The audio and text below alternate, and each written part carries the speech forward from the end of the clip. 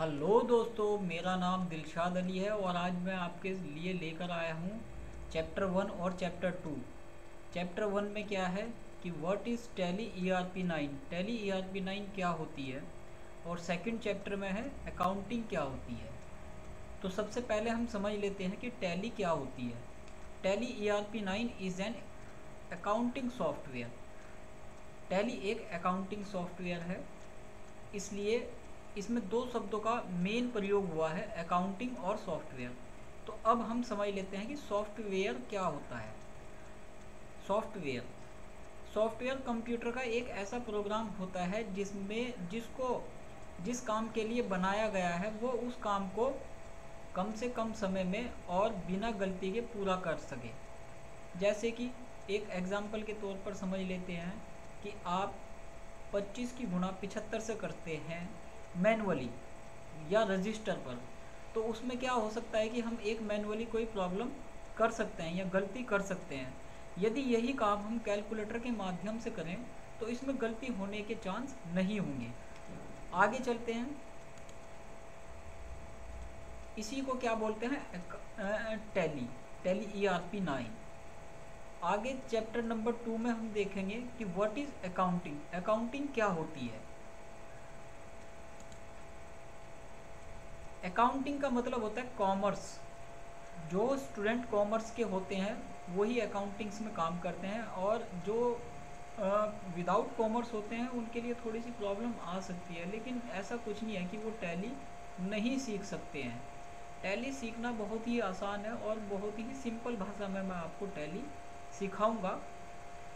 Commerce के लिए क्या होता है कि 11th और 12th में कुछ स्टूडेंट्स कॉमर्स रख लेते हैं जिनको 2 साल लग जाते हैं, उसके बाद वो कॉमर्स से ही BCom वगैरह कर लेते हैं या BBA कर लेते हैं। उसके बाद वो MCom या MBA कर लेते हैं। तो इसको क्या बोलते हैं, अकाउंटिंग कॉमर्स।